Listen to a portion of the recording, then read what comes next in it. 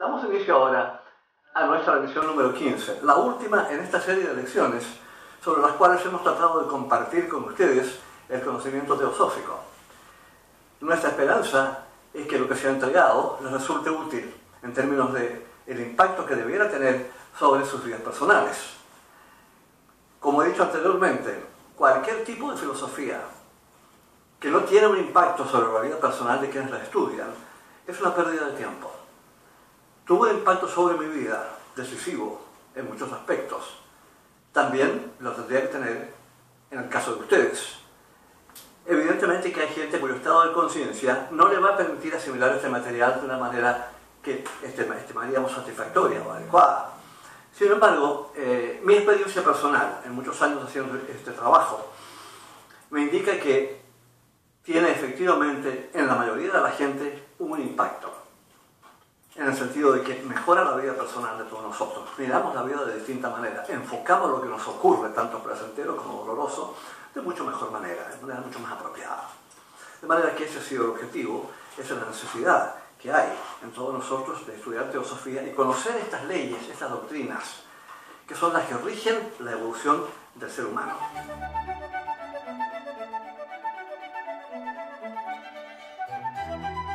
Existe por ahí una frase que justamente está en las escrituras cristianas, en la Biblia, con todas sus contradicciones y dificultades que hay algunas perlas de sabiduría.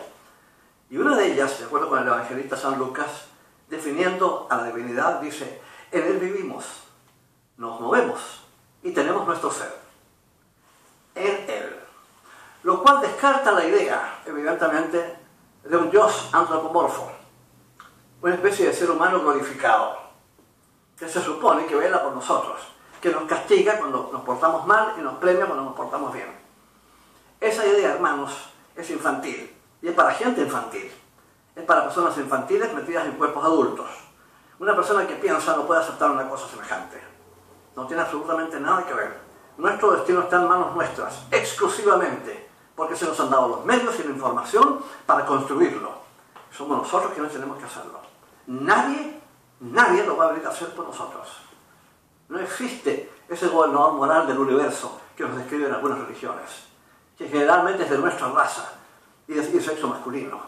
Son todos prejuicios, son todas ideas infantiles que no llevan a ninguna parte. No podemos definir a Dios como un ser humano glorificado. No podemos en general definir con absoluta claridad lo que es Dios, pero sí podemos definir con absoluta claridad lo que Dios no es. No podemos tener ideas infantiles respecto de Dios, aunque nos resulten muy reconfortantes y muy agradables de escuchar y de entender. El hecho de que no entendamos la exacta esencia de la divinidad no significa absolutamente nada. Las cosas siguen siendo exactamente lo que son. Y nosotros tenemos exactamente lo que necesitamos para nuestro avance. Mientras entendamos que está todo en manos nuestras, no vamos a tener problemas. Porque este mundo, este universo está regido por una sola ley.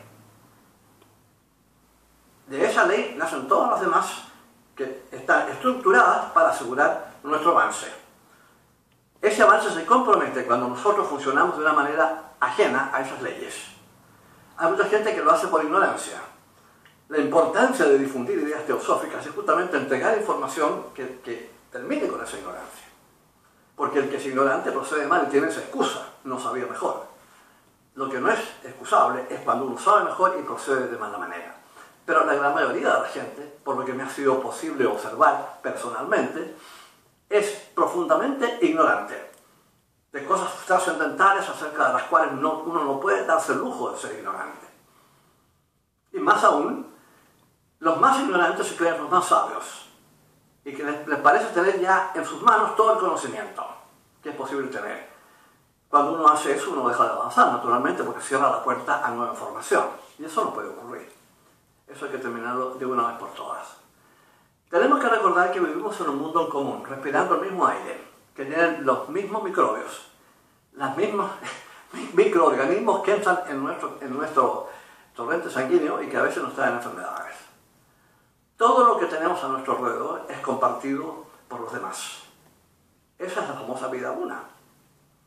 Eso es vivir en Él, dentro de la divinidad. El cuerpo físico de la divinidad es el universo físico. sus manifestaciones, vale decir, planetas, soles y todos los vehículos espaciales que funcionan, normales, naturales, que suelen moverse por el universo de una dinámica permanente. Esa parte física, que es mínima comparado con la parte que no es física, es el cuerpo físico de la divinidad. Y estamos en ese cuerpo físico. Estamos en uno de los planetas que constituyen ese cuerpo físico. Y en consecuencia, funcionar de acuerdo con las leyes que rigen el planeta y que rigen el plano físico es, hermanos, lo más sensato, lo más apropiado y lo que realmente nos lleva a donde tenemos que llegar, a la sabiduría y al avance que esa sabiduría conlleva.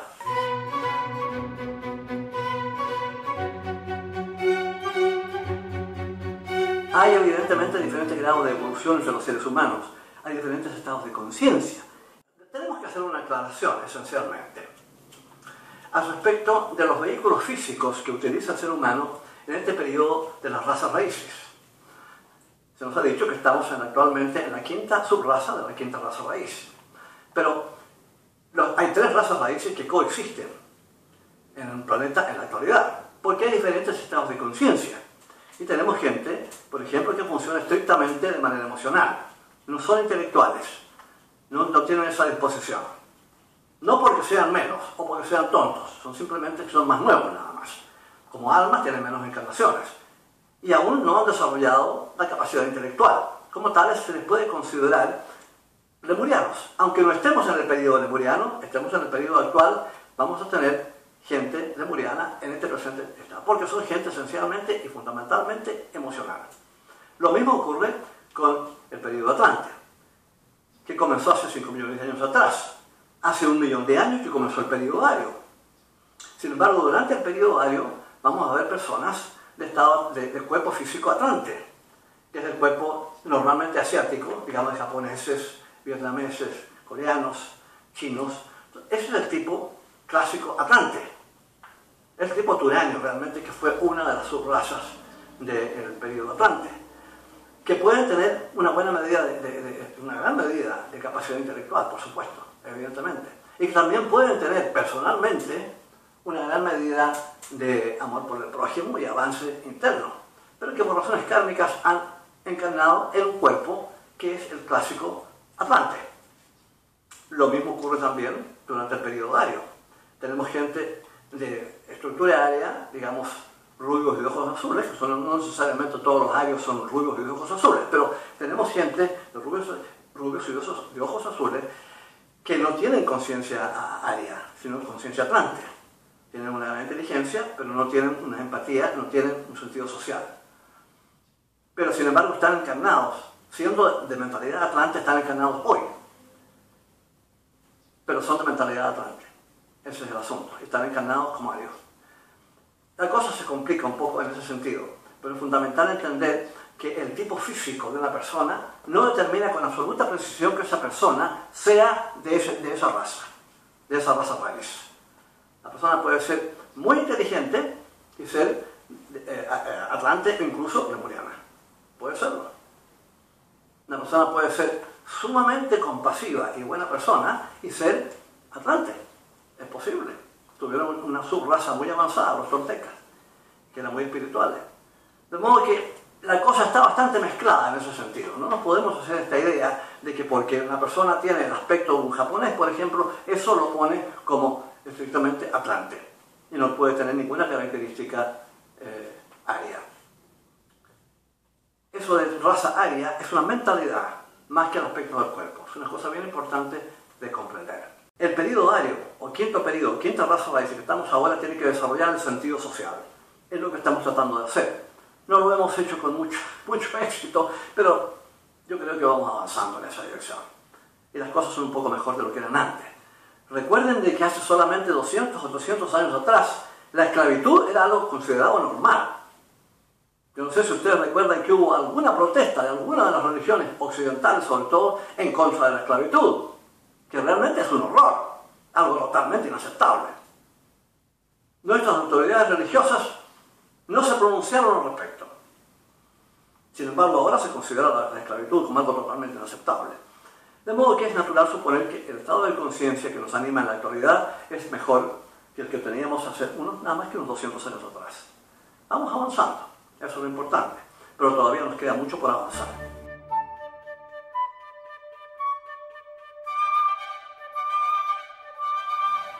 El ser humano ha avanzado muchísimo y el proceso del desarrollo de la conciencia, tanto a nivel individual como global, es algo lentísimo. Pero ya tenemos en todo este proceso cerca de 60 millones de años. El cuerpo humano, como lo conocemos en la actualidad, tiene 18 millones de años en posición vertical, tronco, extremidades y cabeza. 18 millones de años. Ha alcanzado por esa razón una medida extraordinaria de desarrollo y de preservación.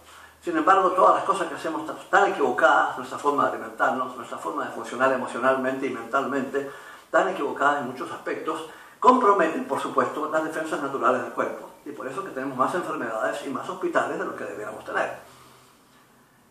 El ser humano tiene que entender que si no funciona de manera equilibrada y adecuada a nivel mental y a nivel emocional, vale decir, si no tiene bajo control su mente y sus emociones y sus deseos, eso va a tener una incidencia negativa, deletérea, sobre el cuerpo físico y sus funcionamientos, porque los vehículos están interactuando todo el tiempo y están juntos. El cuerpo astral, nuestro mecanismo psicológico de emociones y deseos, no está fuera de nuestro cuerpo, ni está al lado, está interpenetrándolo. Y lo mismo ocurre con el cuerpo mental, que los interpenetra los dos, de modo que la interacción entre los vehículos es continua. Y si la interacción, digamos, entre la mente negativa, desinformada, arrogante, como ustedes la quieran llamar, pero que es realmente deleteria, se le deja de esa manera, va a tener un impacto negativo sobre el cuerpo humano, sobre la parte física. Es inútil suponer que si funcionamos mentalmente de manera adecuada, el cuerpo físico va a continuar saludable. Nuestras enfermedades comienzan en el cuerpo mental. Son un proceso mental primero, después emocional y después físico.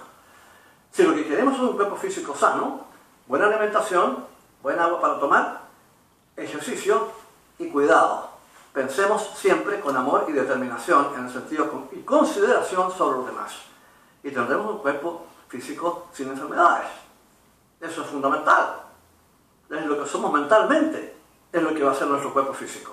Si mentalmente estamos envenenados o envenenando a los demás, podemos contar con que nuestro físico eventualmente, nuestro cuerpo físico, se va a ver envenenado y se va a ver enfermo. Miramos a veces gente en las cuales existen un montón de enfermedades. Algunas son kármicas, la mayoría son innecesarias, son el producto de un mal pensar, de una manera inadecuada de manejar la mente y las emociones y los deseos.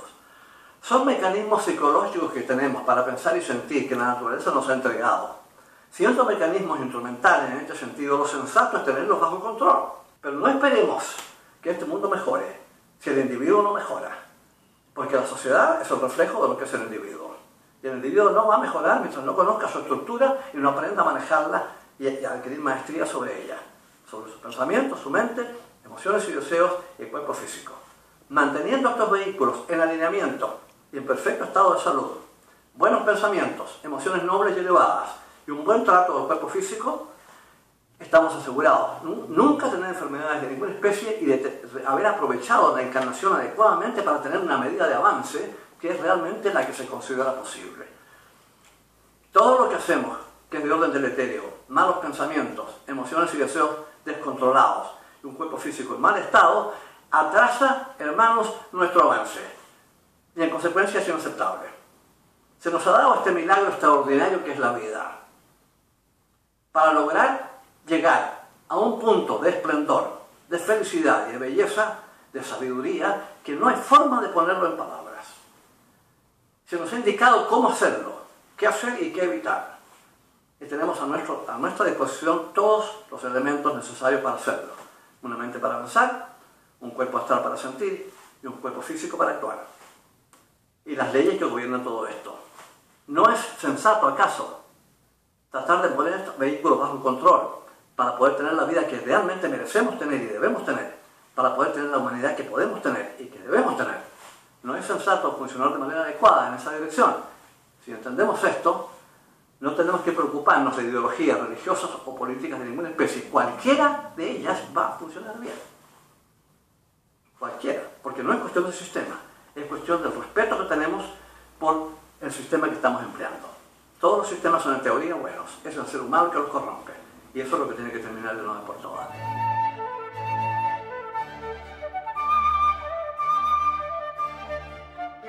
Hay ciertas cosas en las cuales hemos avanzado considerablemente. Ahora, por ejemplo, es absolutamente ilegal la intolerancia racial o religiosa para la gran mayoría de la gente. Hay gente que sigue siendo racista y seguimos teniendo fanáticos religiosos, pero son una minoría, afortunadamente.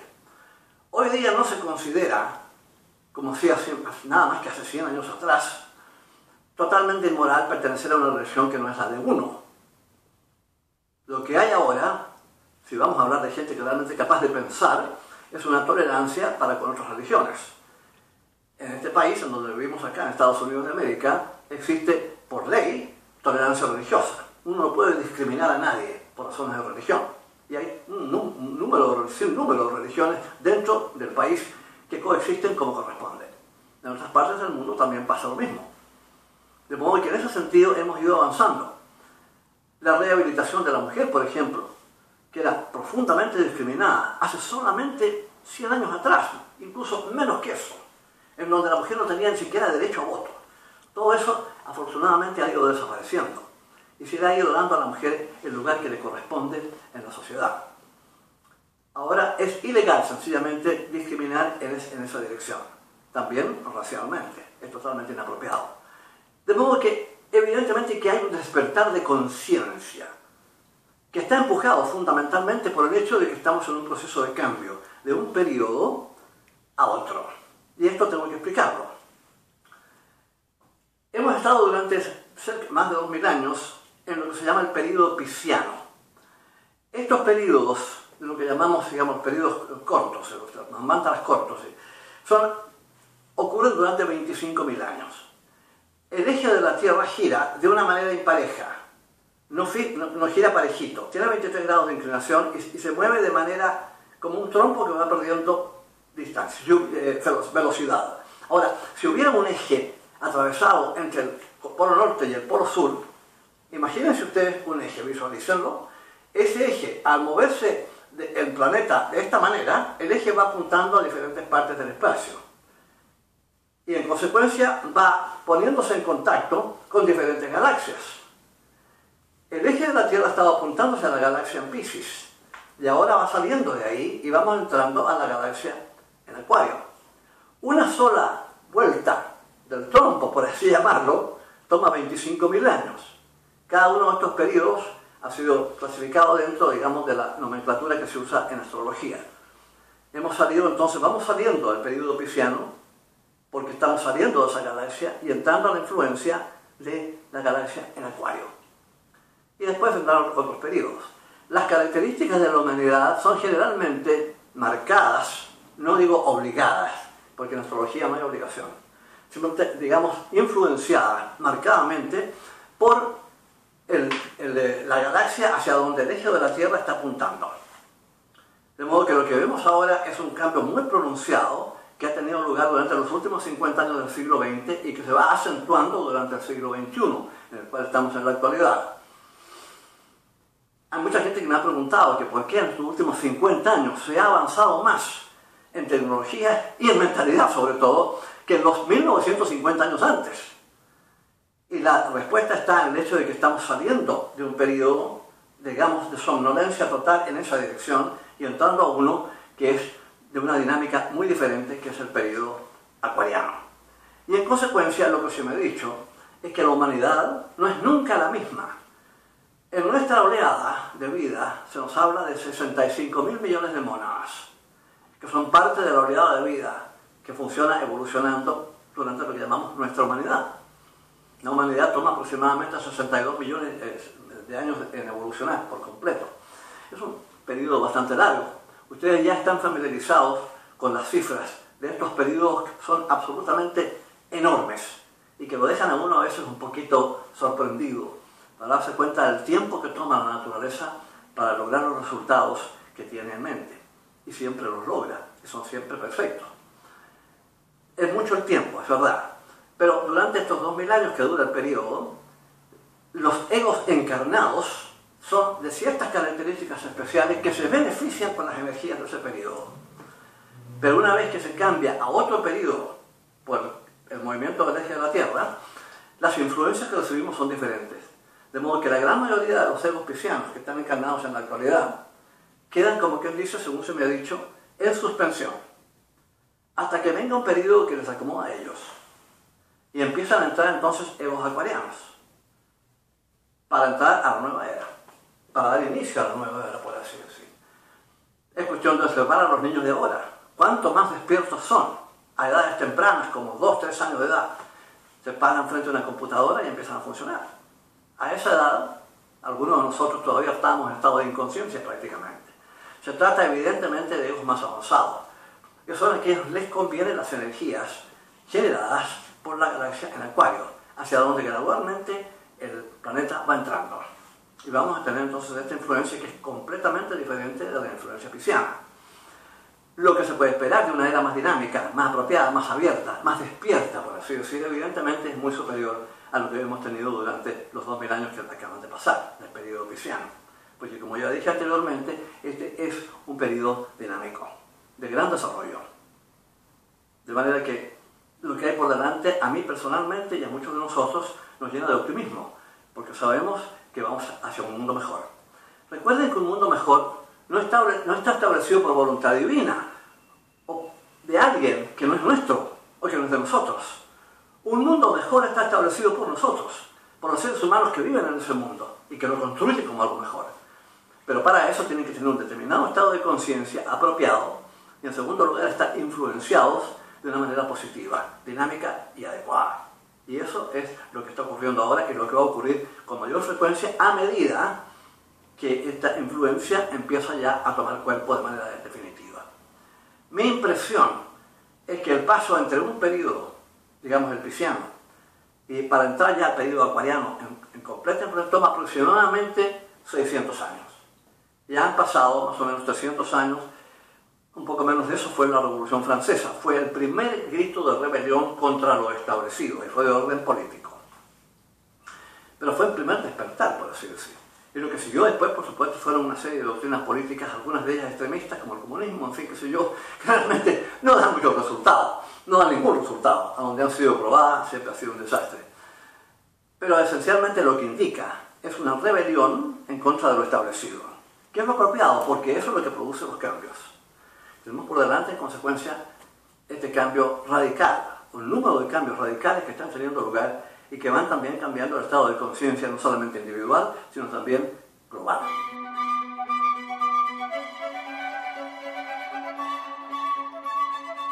El aspecto tecnológico más interesante, tal vez, que podemos tener es el hecho de que hemos logrado poner satélites en el espacio. Y en consecuencia las comunicaciones, el proceso de comunicaciones es ahora 1000 veces superior al que tuvimos hace solamente 30 o 40 años atrás. Ahora nos comunicamos fácilmente con todo el mundo en cuestión de segundos, gracias al hecho de que tenemos satélites que son capaces de entregar la señal a países que están al otro lado del mundo, literalmente, sin ningún problema. Y es por esa razón que el Internet es tan importante, porque se emplea esa tecnología justamente para mantenernos en contacto con todo el mundo. Como enciclopedia es realmente irreemplazable, porque si hay una cosa que uno quiere saber de cualquier país, de cualquier cultura, en cualquier momento de la historia, el Internet la entrega. Hagan todo lo humanamente posible por familiarizarse con Internet. Si pueden adquirir una computadora, háganlo. Es un instrumento fundamental en el mundo actual, porque es la ventana al resto del mundo. Nada nos ha unido más. Nada nos ha hecho conocer de mejor manera las cosas, las dificultades o los beneficios que tienen otros países, sino ha sido por el Internet. El Internet realmente es lo que nos ha entregado, a nivel mental sobre todo, la sensación de una colectividad mundial, pasando por encima de fronteras, de idiomas, de mentalidades, de culturas. Todo esto ha ido tomando una relevancia mucho menor. Nos hemos ido dando cuenta de cuán parecidos somos los seres humanos. Durante 30 años de mi vida estuve trabajando en la sede de las Naciones Unidas. Fue mi empleo, fue mi carrera prácticamente. Y la impresión que tuve en los contactos que hice en esa organización, en términos del trabajo diario, Yo trabajé en el secretariado, no en la parte, digamos, política, sino que en el secretariado, que éramos 7.000 empleados en Nueva York. La impresión mía fue de sorpresa ante lo parecido que somos los seres humanos. Vengamos de donde vengamos, estemos en la raza que estemos, de cualquiera que procedamos, tengamos la cultura que tengamos. Fundamentalmente los seres humanos somos increíblemente parecidos, porque todos queremos lo mismo y todos detestamos lo mismo. Todos queremos estar bien, estar seguros, estar sanos. Todos queremos que nos quieran, que nos aprecien, que nos respeten. Todos queremos lo mismo. El ser humano es uno solo en ese sentido, no hay diferencias. Las diferencias culturales son totalmente superficiales. Lo que hay en el fondo siempre es lo mismo. No queremos sufrir, no nos gusta el dolor. Perseguimos el placer, y a veces de manera inapropiada. Tenemos todas esas cosas en común, y es bien importante. No podemos pensar que nuestro sufrimiento, nuestras dificultades, que nos ha pasado algo terrible, y somos capaces de sufrir muchísimo en este sentido, de sentirlo, y de otros países, gente de otras culturas, no sienten lo mismo, sienten exactamente lo mismo. Cuando pierden a un hijo, cuando pierden a un cónyuge, cuando pierden a los padres, cuando pierden el empleo, sienten exactamente lo mismo. No hay diferencia entre nosotros. Tendríamos que recordar eso, que es una cosa que rara vez recordamos. Ahora, también es una cosa bien importante y una responsabilidad moral, que cuando hemos logrado un avance tecnológico, en cualquier sentido, especialmente en términos, digamos, de medicina o de lo que sea, hemos contraído la obligación moral de compartir eso, de alguna manera. No podemos dejar a los que están desinformados detrás de nosotros y obligarnos de ellos. Adquirir conocimiento es una responsabilidad. Si ese conocimiento nos ha sido favorable y lo consideramos como algo favorable, hemos desarrollado en consecuencia la obligación moral de compartirlo con todos los demás. Es uno de los objetivos que tiene la teosofía, la difusión de estas ideas, que me parece que son nobles y elevadas, adecuadas, y prácticamente adecuadas también. No son un sueño, son una posibilidad clara. En consecuencia, tratar de, en alguna forma, difundir de esto en la mayor medida posible es fundamental. Porque el ser humano informado no es manipulable. Y una vez que entiende bien la información, su actitud frente a la vida cambia. Y su actitud frente al prójimo también cambia. Pero si se mantiene en la oscuridad y en la ignorancia, está en el miedo. Y el miedo trae el egoísmo. Es uno de los peores defectos que tiene la humanidad actual. Gente que trata en alguna forma de protegerse de peligros que ellos se imaginan y que no existen. Son producto de su ignorancia. Una vez que despejamos la ignorancia, el individuo entiende, abandona sus miedos y funciona en cooperación con los demás. Es absolutamente fundamental.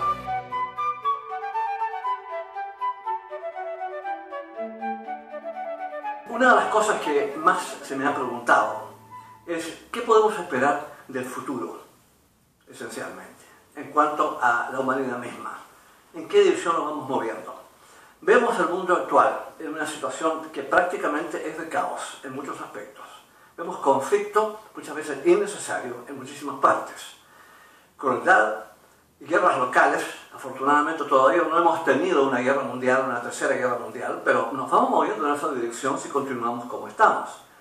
Tenemos que realmente, de alguna manera, examinar lo que estamos haciendo para saber si efectivamente la humanidad tiene o si no tiene un futuro. Estamos siendo protegidos, eso es verdad, pero la protección que se nos entrega es limitada y tiene mucho que ver con nuestra propia forma de funcionar. El destino del ser humano no está en la divinidad, de acuerdo con esta enseñanza. El destino del ser humano está en el ser humano. Es el mundo que nosotros construimos el que cuenta. Y el que hemos construido hasta ahora no es muy satisfactorio. Da la impresión de algo que no es incompleto e inadecuado. Construir un nuevo mundo más apropiado y en donde pueda vislumbrarse un futuro adecuado, esa es nuestra tarea, no es la tarea de la divinidad. Y pretender que alguien va a venir a acomodarnos después de los errores que cometemos es un grave error. No hay nadie en el universo que pueda hacer eso, y eso tenemos que entenderlo de una vez por todas. Hermanos, todo está en manos nuestras y de nadie más. Tenemos los medios, tenemos la infraestructura, tenemos la información, tenemos todas las energías necesarias, tenemos todo lo que tenemos que tener. Lo único que tenemos que poner nosotros es la voluntad y la determinación de salir adelante. tener una vida más noble, más elevada, más honesta, más recta, más de acuerdo con el amor universal y por la consideración que debemos a nuestros semejantes. Y una vez que hagamos eso, vamos a avanzar. Antes va a ser muy difícil. El concepto del avance está predicado fundamentalmente en la razón principal que nos dieron los maestros que nos entregaron esta enseñanza para entregarla. Lo que ellos quieren, nos lo dijeron claramente y por escrito, en blanco y negro. Lo que nuestros jefes quieren, dicen ellos, los adeptos, es de una vez por todas el establecimiento de la fraternidad universal.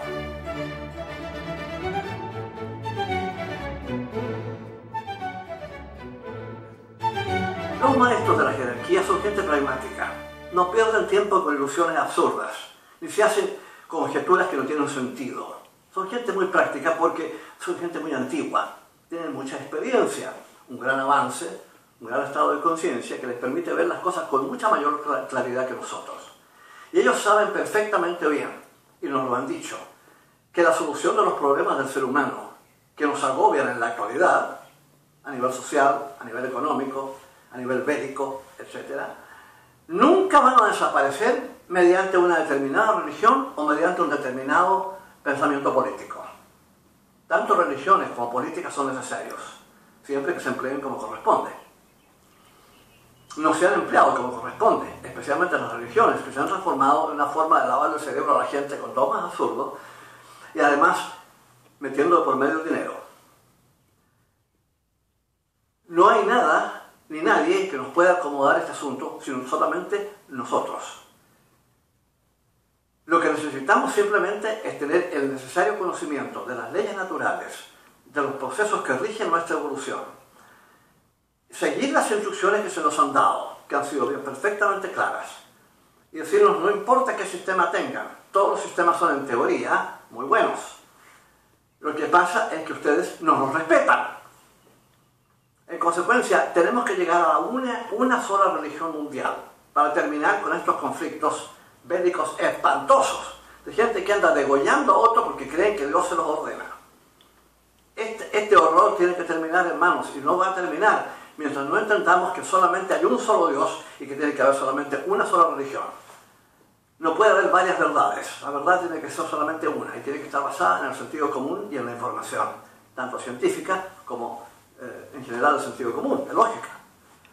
Una vez que tengamos esto bien claro y no tengamos razones para pelear y para discutir, vamos a avanzar como corresponde y vamos a establecer de una vez por todas el anhelo de los maestros, lo que ellos nos han pedido, la fraternidad de la humanidad. Sin ese espíritu fraternal que consiste en pensar primero en los demás y después en nosotros, sin esa idea de fraternidad que consiste en que el país de uno no puede tratar de sacar ventajas a través de otro país mediante conflictos bélicos, por intereses económicos o por lo que sea, mientras no tengamos claro que esa no es la forma de funcionar, continuaremos en el problema en que estamos, que es absolutamente innecesario. Si nos sentamos en una mesa a discutir diferencias entre dos países por intereses que hay de por medio, por territorios o por recursos naturales, que son generalmente la causa de nuestras dificultades. Mientras no nos sentemos a escuchar con atención el problema del otro país, en vez de tratar nuestro punto de vista, hermanos, este mundo nunca va a tener paz, prosperidad y tranquilidad. Nunca, jamás en la vida. Eso lo pueden llevar al banco. Esa no es la forma.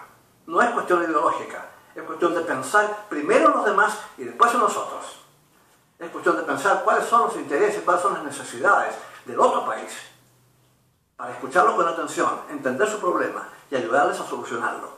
Y ellos, con esa actitud, ellos van a tratar de solucionar el problema nuestro. Porque en ese intercambio, que ahora es de violencia, puede ser un intercambio de amor universal, que consiste en preocuparse de los problemas de los demás. Los demás se preocuparán de los problemas de nosotros. Esa es la ley natural. El que no sigue esa ley siempre va a pagar las consecuencias en términos de dolor y desposesión. Es una cosa que no debe ocurrir por ningún motivo porque es absolutamente innecesaria.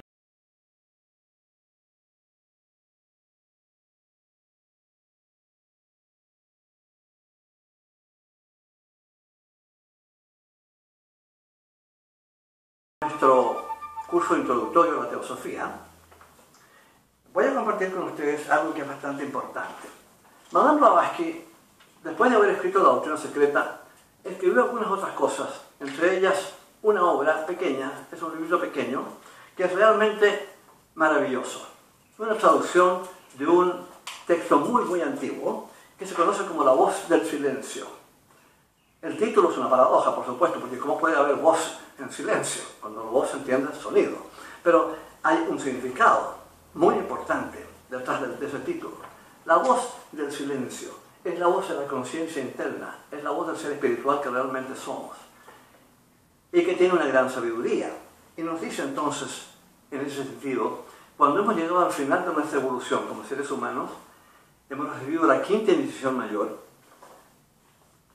Como es natural, vamos recibiendo iniciaciones mayores a medida que vamos avanzando.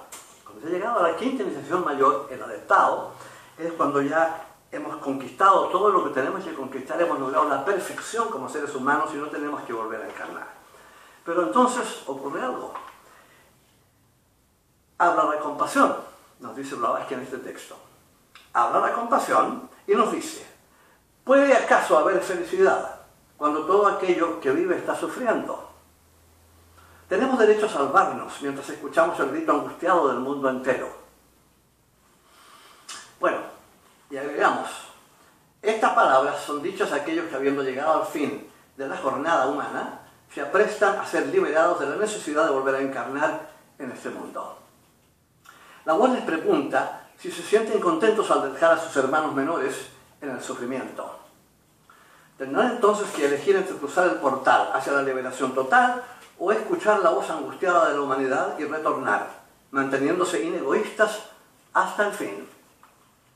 La compasión es la principal virtud que el iniciado debe manifestar antes de obtener la liberación. El conocimiento puede ser utilizado para bien o para mal, pero la compasión no tiene alternativa. Escucha el grito angustiado y corre a prestar ayuda. Cada paso dado en nombre de la compasión es, pues, un paso apropiado. La práctica de la hermandad es la verdadera expresión de nuestra conciencia de la unidad de toda vida y de nuestro origen común en la fuente suprema. El maestro K.H., o el maestro Kuthumi, como se le conoce también, por reverencia usamos nada más que sus iniciales, escribió en una de sus cartas a A.P. Sinnett, uno de los teósofos originales que contribuyeron a la difusión de las ideas teosóficas en el siglo XIX. Y describe el maestro lo siguiente: el término hermandad universal no es algo venal. La humanidad entera tiene derecho a esperar ciertas cosas de nosotros. Y esta es la única base segura para lograr una moral universal verdadera. Y si esto fuere solo un sueño, es sin duda un noble sueño para el género humano. Y es también la aspiración más elevada del verdadero adepto. Quiero agradecerles la paciencia que han tenido en quedarse conmigo durante todas estas lecciones. Recuerden algo muy importante que quiero dejar con ustedes bien en claro antes de terminar. Conocimiento adquirido es responsabilidad adquirida. Si a ustedes les parece que lo que han recibido a través de este curso es útil, si tiene un impacto sobre sus vidas personales, no titubeen en compartirlo. No somos testigos de Jehová y no podemos andar persiguiendo a la gente para enseñarles teosofía, ni golpeando puertas. Esa no es nuestra forma de funcionar. Lo que sí tenemos que hacer y podemos hacer es cuando alguien nos consulta de asuntos sobre reencarnación, sobre karma. Mucha gente no sabe nada, pero tienen la curiosidad. Si expresan una curiosidad y un deseo de saber, es nuestra obligación entregarles lo que hemos aprendido, recordándoles que no sabemos con absoluta precisión si es verdad. Recuerden que la teosofía es una invitación a pensar, y lo que se nos entrega es justamente para despertar en nosotros ese deseo de saber. Hay que recordar que el ser humano perfecto, de acuerdo con uno de los adeptos, es un investigador, fundamentalmente. Es mediante la investigación que se llega a la sabiduría, y es mediante la sabiduría que se llega al proceder correcto. De manera que eso es lo que siempre tenemos que tener en mente. Muchísimas gracias y que Dios los bendiga.